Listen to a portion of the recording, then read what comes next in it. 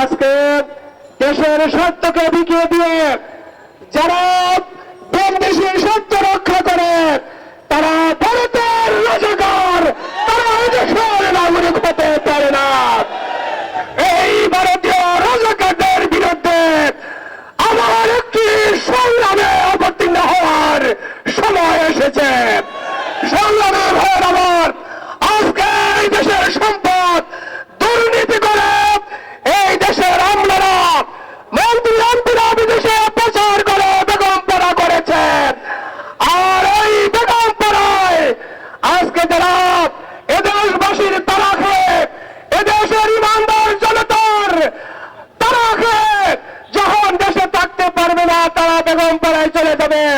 কিন্তু দেশের সাধারণ মানুষের বিদেশে কোনো বাড়িঘর নাই, তারা কোথায় যাবে? এই জন্য দেশপ্রেমিক জনতাকে এই দেশকে রক্ষা করে এই দেশেই বসবাস করতে হবে, ঠিক কিনা ভাইয়ের আমার? এই জন্য দেশপ্রেমিক জনতাকে ঐক্যবদ্ধ হয়ে এই ভারতীয় রাজাকার আওয়ামী সরকারের বিরুদ্ধে কঠোর আন্দোলন করে তুলতে হবে।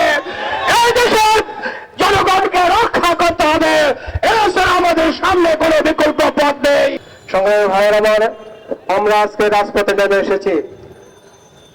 কেন নেমে এসেছি ইতিমধ্যে আমাদের বিভিন্ন আলোচকদের আলোচনার মাধ্যমে স্পষ্ট হয়েছে।